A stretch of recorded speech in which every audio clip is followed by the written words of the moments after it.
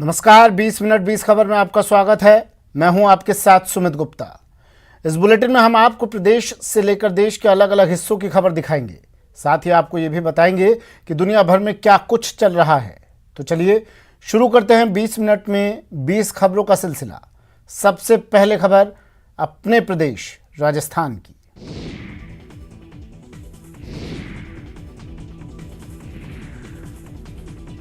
भागो भागो, देखो इधर गया, अरे उधर मत जाओ, अरे देखो इधर आ गया। बस्सी के तुंगा थाना इलाके के बिहारीपुर के स्कूल में अफरा तफरी मच गई। सबके चेहरे दहशत से भर गए। किसी को सूझ नहीं रहा था कि आखिर किया क्या जाए। यह हड़कंप इसलिए मचा था कि स्कूल परिसर में घुस आया था एक पैंथर। अब सोचिए बच्चों की क्या हालत हुई होगी। पैंथर काफी देर तक उधम मचाता रहा। इस बीच पैंथर के मन में न जाने क्या सूझा कि वो स्कूल के बाथरूम में घुस गया। फिर क्या था, स्कूल स्टाफ ने सूझबूझ दिखाई और बाथरूम का दरवाजा बाहर से बंद कर दिया। बाथरूम में बंद होते ही पैंथर की धमा चौकड़ी बंद हो गई और स्कूल के स्टाफ सहित सभी बच्चों की जान में जान आई। बाद में जयपुर से वन विभाग का रेस्क्यू दल मौके पर पहुंचा और बाथरूम में बंद पैंथर को ट्रैंकुलाइज किया। फिर पैंथर को पिंजरे में डालकर वन विभाग की टीम अपने साथ ले गई। बता दें कि जंगलों से निकलकर पैंथर के आबादी क्षेत्रों में आने की खबरें लगातार सामने आ रही हैं। कुछ दिन पहले ही जयपुर के जगतपुरा इलाके में भी पैंथर आबादी क्षेत्र में घुस गया था, जिसे वन विभाग की टीम ने रेस्क्यू कर जंगल में छोड़ा था। झालावाड़ पुलिस अवैध शराब कारोबारियों के खिलाफ एक्शन में है। अवैध और हथकढ़ शराब के कारोबार पर लगाम लगाने के लिए आबकारी आयुक्त के निर्देश में पूरे जिले में विशेष अभियान चलाया जा रहा है। इसी दौरान चौमहला इलाके की मध्य प्रदेश से लगी सीमा के पास आबकारी विभाग ने छापेमारी की और नदी किनारे चल रहे इस अवैध कारोबार का खुलासा किया। पुलिस ने यहां चल रही 2 दर्जन शराब भट्टियों को ध्वस्त कर दिया और 21,500 लीटर वॉश भी नष्ट किया।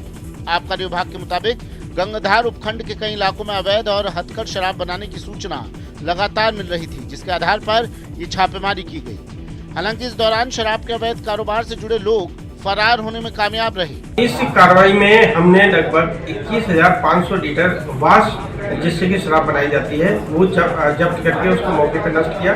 लगभग 21 भट्टियां जो विभिन्न स्थानों पर, जिनके कोरबा, टोकड़ा, अरनिया, दाकाखेड़े गांव में सिपरा नदी और छोटी काली सिंध नदी के पेटे में चल रही थी, इनको नष्ट किया। झालावाड़ जिले के बाघेर घाटी इलाके में एक बस पलटने और हादसे में कई लोगों की मौत की खबर मिलते ही प्रशासन और पुलिस महकमे में हड़कंप मच गया। देखते ही देखते प्रशासनिक अधिकारी, संबंधित थाना अधिकारी सहित एम्बुलेंस, दमकल और एसडीआरएफ टीमें पूरी तरह हरकत में आ गई और घटनास्थल पर पहुंच गई। घटनास्थल पर लोगों की भारी भीड़ जमा थी और वाहनों की लंबी कतार लगी हुई थी। मौके पर पहुंची सभी टीमों ने राहत और बचाव कार्य की जैसे ही शुरुआत की तो पता चला कि पुलिस और प्रशासन ने आपातकाल की परिस्थितियों से निपटने के लिए बस हादसे की जो सूचना प्रसारित की थी वो मॉक ड्रिल थी। मॉक ड्रिल की बात सुनते ही मौके पर पहुंचे बचाव दल ने राहत की सांस ली। पूरी मॉक ड्रिल के दौरान कलेक्टर भारती दीक्षित और एसपी मोनिका सेन मौजूद रहे, जिन्होंने पूरी प्रक्रिया का बारीकी से निरीक्षण किया। उन्होंने इस मॉक ड्रिल के दौरान पुलिस, प्रशासन और चिकित्सा टीमों की त्वरित प्रतिक्रिया पर संतोष जताया।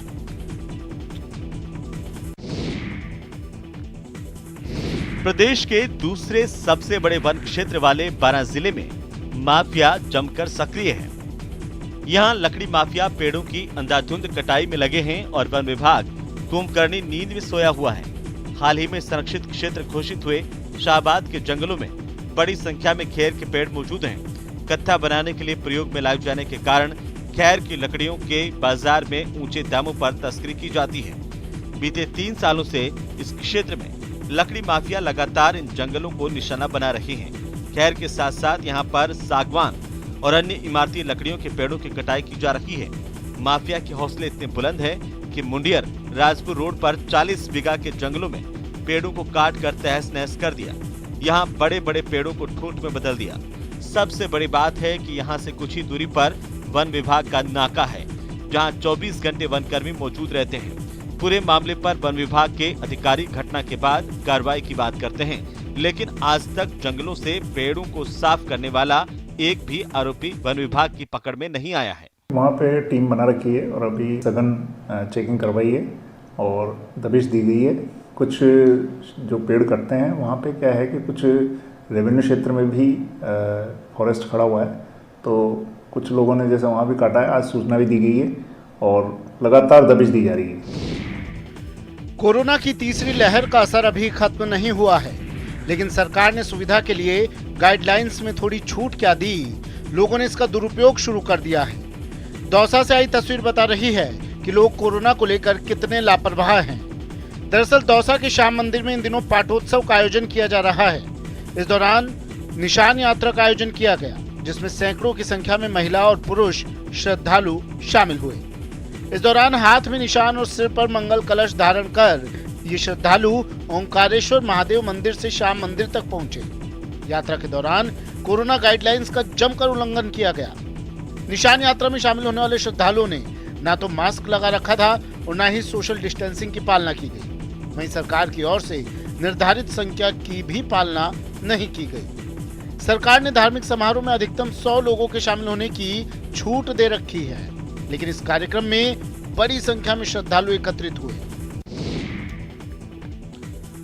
बुजुर्गों को अपना अस्पताल में खड़े होकर पर्ची लेने का झंझट रहेगा और ना ही डॉक्टर को दिखाने के लिए अन्य रोगियों के साथ कतार में खड़ा होना पड़ेगा। इतना ही नहीं, उनके लिए हॉस्पिटल में अलग से वार्ड भी रहेगा। इन सब के लिए प्रदेश में जिला मुख्यालय स्थित हॉस्पिटल्स में वरिष्ठ नागरिकों के लिए चिकित्सा सुविधा उपलब्ध कराने के लिए ये कवायद चल रही है। राष्ट्रीय स्वास्थ्य मिशन के तहत राष्ट्रीय वृद्धजन देखभाल कार्यक्रम के अंतर्गत जिला अस्पतालों में अब 60 साल से अधिक आयु के नागरिकों के लिए अलग से ओपीडी और आईपीडी की व्यवस्था होगी। इस वार्ड में 10 बेड होंगे और सभी वार्ड आधुनिक सुविधाओं से युक्त होंगे। करौली के जिला चिकित्सालय में भी इस यूनिट के लिए प्रशासनिक और वित्तीय स्वीकृति जारी हो चुकी है। इसके बाद फर्नीचर और चिकित्सकीय उपकरणों के लिए टेंडर प्रक्रिया भी शुरू हो गई है। हॉस्पिटल सूत्रों के मुताबिक अगले महीने तक वरिष्ठ नागरिकों को यहां पर सामान्य चिकित्सालय में ये सुविधाएं मिलने लगेगी। अपने करौली जिले में भी जेरेटिक वार्ड का निर्माण किया जा रहा है, जिसमें बुजुर्ग लोगों के अलग से ओपीडी की सुविधा रहेगी। हमारा डॉक्टर भी ट्रेनिंग करा दिया हमने, वो अलग से बैठेगा, उनको अलग से देखेगा। नाथी का बाड़ा एक बार फिर राजस्थान की सियासत में सुर्खियां बटोर रहा है। सबसे पहले नाथी का बाड़ा उस समय चर्चा में आया था जब पीसीसी चीफ गोविंद सिंह डोटासरा ने शिक्षा मंत्री रहते अपने घर पहुंचे शिक्षकों को फटकार लगाई थी और कहा था कि मेरे घर को नाथी का बाड़ा समझ रखा है क्या। अब वही नाथी का बाड़ा फिर चर्चा में इसलिए है कि रीट पेपर लीक मामले को लेकर कुछ लोगों ने गोविंद सिंह डोटासरा के सीकर और जयपुर आवास पर नाथी का बाड़ा लिख डाला। ऐसे में जानना जरूरी है कि आखिर नाथी का बाड़ा है क्या। दरअसल ये कहानी उस नाथी बाई से जुड़ी हुई है जो दानशीलता की साक्षात देवी थी। जरूरतमंदों की मदद करते वक्त उसके घर में कोई ना अनाज तोलने के लिए तराजू था और ना ही नकद राशि से मदद करते वक्त नोटों की गिनती करती थी। उनकी इसी दास्तान के कारण उनके घर को नाथी का बाड़ा कहा जाता था। प्रदेश में इस मुद्दे को लेकर छिड़ी बहस के बाद नाथी के इतिहास को खंगाला गया तो पता चला कि नाथी बाई का जन्म 200 साल पुराना है। उनका पैतृक गांव पाली जिले का भंगेसर गांव है, जहां नाथी का परिवार आज भी बसर कर रहा है। कौन था नाथी बाई? कौन था नाथी बाई? आशा 13 बेटा बड़ पी लेती हो, पी मैं कुणी लेनी और नाथी बाई खुद हावे अमे कुटुंबा में हगा नेड़नी पति डिपोजिट खोल दिया। आखिरकार 1.25 साल बाद बाड़मेर से एक युवक के तारबंदी पार कर पाकिस्तान जाने के मामले की बीएसएफ ने पुष्टि कर दी है। इसके साथ ही बीएसएफ और सुरक्षा एजेंसियां युवक की वतन वापसी की कोशिशों में जुट गई हैं। युवक गेमरा राम बॉर्डर से सटे सज्जन कपार गांव का रहने वाला है, जो नवंबर 2020 में तारबंदी पार कर पाकिस्तान चला गया था। पाकिस्तान में पकड़े जाने के बाद पाक रेंजर्स ने उसे सलाखों के पीछे पहुंचा दिया था। 21 अगस्त 2021 को पाकिस्तान की कराची दक्षिण कोर्ट ने गेमरा राम को 6 महीने की सजा और पाकिस्तान करेंसी 10,000 का जुर्माना सुनाया था। गेमरा राम कराची के मलीर जेल में 24 अप्रैल 2021 से बंद है, लेकिन अभी तक गेमरा राम की रिहाई नहीं हो पाई है। गेमरा राम ने 23 जनवरी 2022 को पाकिस्तान में बंद जेल से खत लिखकर हिंदुस्तान भेजा, जो उसके परिवार को मिला है। पहले भी कई खत गेमरा राम के परिवार को मिल चुके हैं। अब देखने वाली बात यह होगी कि पाकिस्तान में भूलवश तारबंदी पार कर पाकिस्तान गए गेमरा राम की वतन वापसी कब होती है। पहले बीएसएफ ने भी इसकी पुष्टि की है कि वो पाकिस्तान में है, तो इस संबंध में उसकी वतन वापसी की जो संबंधित एजेंसियों को लिखा जाना है उसके द्वारा पुलिस को लिखा जाएगा और पत्राचार किया जाएगा। स्वर्ण नगरी एक बार फिर वायु वीरों के शौर्य की साक्षी बनेगी। मरुधरा के रेतीले धोरों से एक बार फिर गगन वीरों की गर्जना सुनाई देगी। जी हाँ, भारतीय वायुसेना का सबसे बड़ा युद्धाभ्यास वायु शक्ति 2022 5 मार्च को जैसलमेर में आयोजित किया जाएगा। वायु शक्ति के आयोजन और तैयारी को लेकर जैसलमेर एयरफोर्स स्टेशन के commander group captain Amardeep Singh Pannu और कलेक्टर डॉक्टर प्रतिभा सिंह ने मीटिंग ली। पहले यह अभ्यास 10 फरवरी को ही होना था। वायु शक्ति नामक इस युद्धाभ्यास में करीब 140 विमानों की हिस्सेदारी होगी, जिसमें करीब 100 फाइटर प्लेन हिस्सा लेंगे। फायरिंग रेंज में बनाए गए दुश्मन के ठिकानों को तबाह करने के अभ्यास में कई तरह की मिसाइलों और फाइटरों का इस्तेमाल होगा। सूत्रों के अनुसार रफाल के अत्याधुनिक मिका मिसाइल इसका विशेष आकर्षण होगी। इसके अलावा सुखोई 30, MKI, MiG-29, LCA तेजस, मिराज 2000, MiG-21 बाइसन, हॉक और जगुआर विमान भी इसमें शामिल होंगे। अपाचे हेलीकॉप्टर और चिनूक के साथ भारत के ध्रुव हेलीकॉप्टर भी नाइट ऑपरेशन में हिस्सा लेंगे। रात के ऑपरेशन में लड़ाकू हेलीकॉप्टर से टारगेट्स पर रॉकेटों की बौछार दिखेगी। वायु शक्ति युद्धाभ्यास में इस बार महिला पायलट भी हिस्सा लेंगी।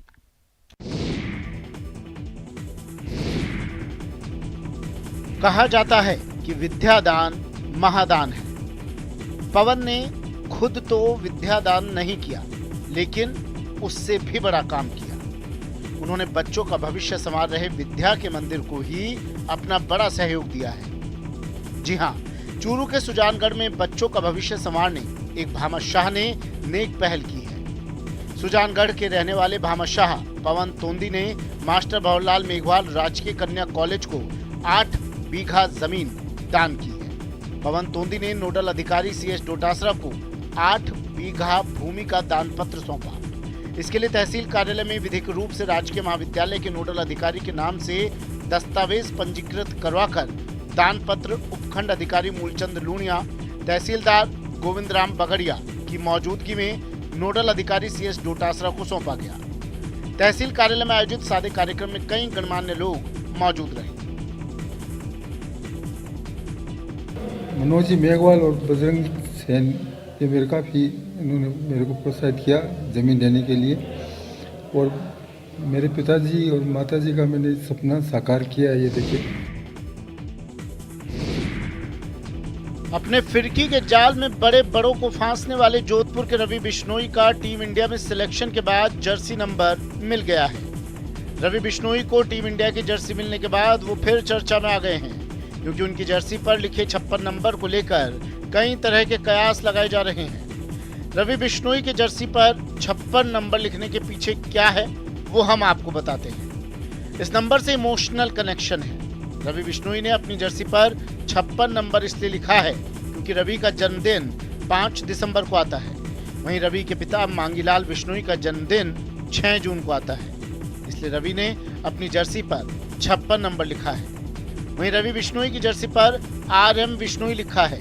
इसका मतलब R रवि और M मतलब मांगीलाल, जो रवि के पिता हैं। दोनों को मिलाकर जर्सी का नाम पूरा होता है।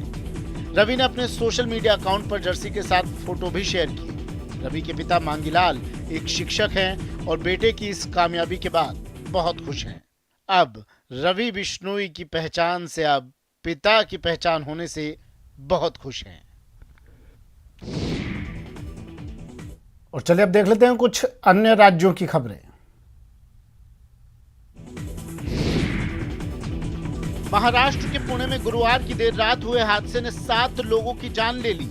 हादसा उस समय हुआ जब मॉल के निर्माण के दौरान लोहे का स्लैब गिर गया और वहां काम कर रहे कई मजदूर इसकी चपेट में आ गए, जिनमें 7 मजदूरों की मौत मौके पर ही हो गई, जबकि 3 गंभीर रूप से घायल हो गए। यह हादसा येरवड़ा इलाके में शास्त्री वाडिया बंगले के पास हुआ। जहां मॉल के बेसमेंट में लोहे का स्लैब ढह गया। बताया जा रहा है कि स्लैब डालने के लिए 16 मिलीमीटर के लोहे के वजनदार सरिये से जाली बनाई गई थी। जाली के सहारे खड़े मजदूर काम पर लगे हुए थे।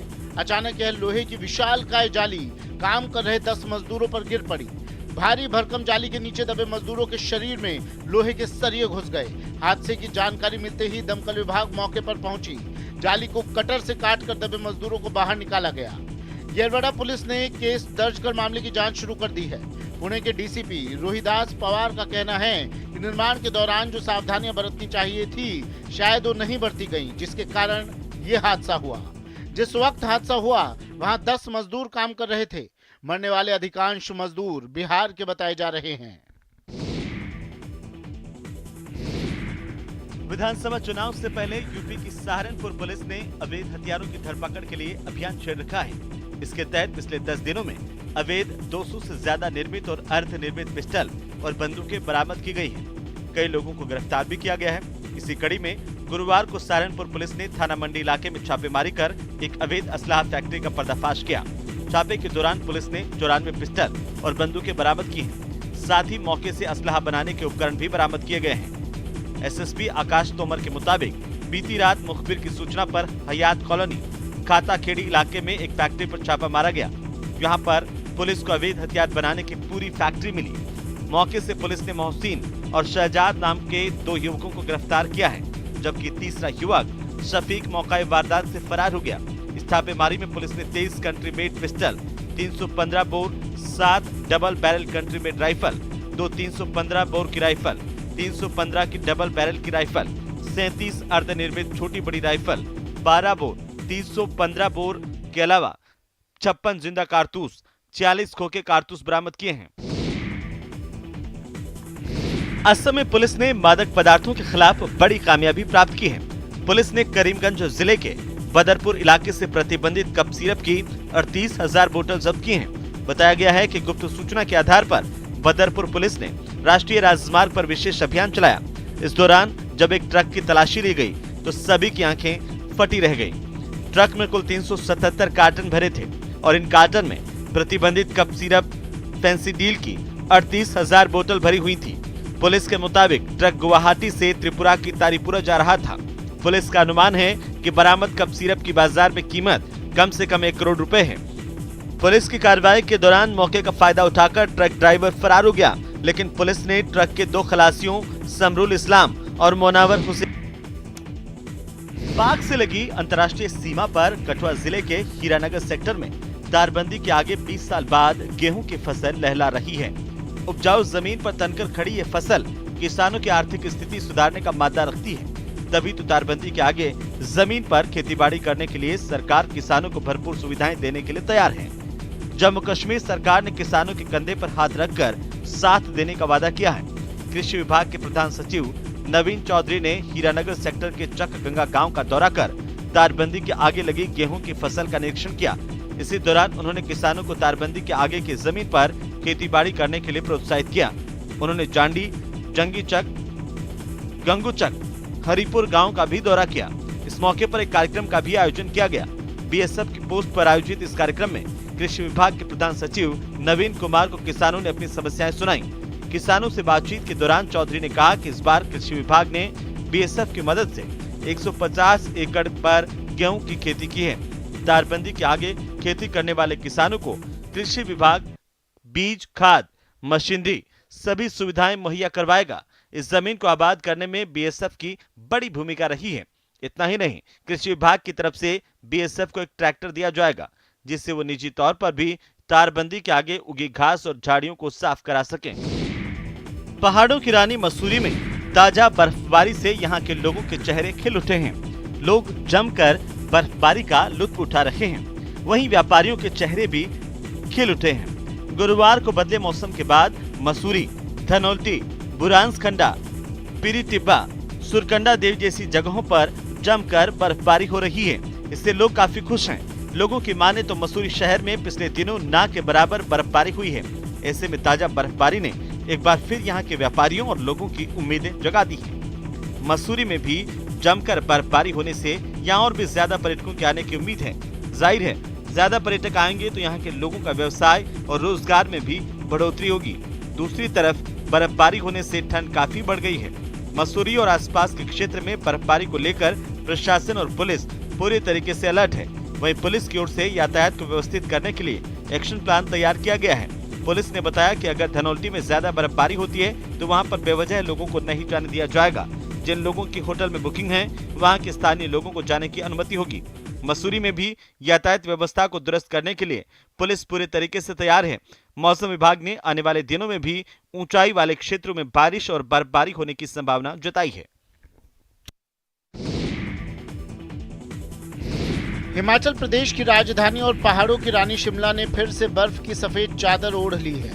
करीब 12 दिन में शिमला में दूसरी बार बर्फबारी होने से हिल्स क्वीन शिमला में हजारों सैलानी पहुंच गए हैं। बर्फबारी के पूर्वानुमान के बाद ही बड़ी संख्या में सैलानियों ने शिमला का रुख करना शुरू कर दिया था। गुरुवार सुबह हुई बर्फबारी के बाद दिन भर बड़ी संख्या में सैलानी शिमला पहुंचे। इससे पर्यटन कारोबारी भी चहक उठे हैं। शहर के होटलों में ऑक्यूपेंसी करीब 70% पहुंच गई है। वहीं वीकेंड पर इसके 100% रहने का अनुमान जताया जा रहा है। शिमला के पर्यटन कारोबारियों के लिए बर्फबारी वरदान साबित हो रही है। बर्फबारी होते ही पंजाब, हरियाणा, चंडीगढ़, उत्तर प्रदेश और दिल्ली से भारी संख्या में सैलानी शिमला पहुंच रहे हैं। रिज मैदान और मॉल रोड पर सैलानी ही सैलानी नजर आ रहे हैं। सैलानियों ने बर्फबारी का नाच गाकर लुत्फ उठाया।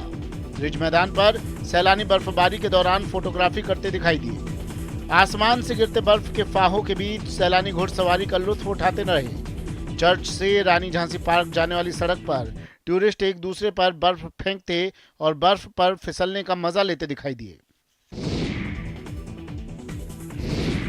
दुनिया की उत्पत्ति हमेशा से एक रहस्य बनी हुई है और इसको लेकर लगातार खोज जारी है।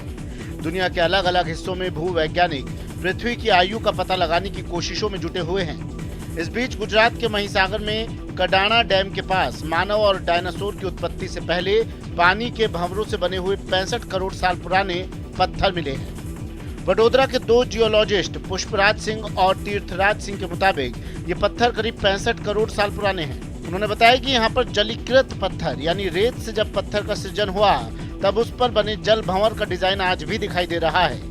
तीर्थराज सिंह को साल 2020 में जियोलॉजिकल सर्वे ऑफ इंडिया की परीक्षा की तैयारियों के दौरान इस जगह का पता चला था। उसके बाद जब वो कडाणा डैम पहुंचे तो उन्हें ऐसी कोई जगह नहीं मिली। बाद में स्थानीय लोगों से जानकारी के बाद वो इस जगह पर पहुंचने में सफल रहे। वहीं इस जगह की जानकारी मिलने के बाद कलेक्टर ने उस जगह का दौरा किया और अब जियोलॉजी विभाग से इस जगह को सुरक्षित करने का अनुरोध किया है। 20 मिनट 20 खबर में आज के लिए इतना ही। दीजिए इजाजत। नमस्कार।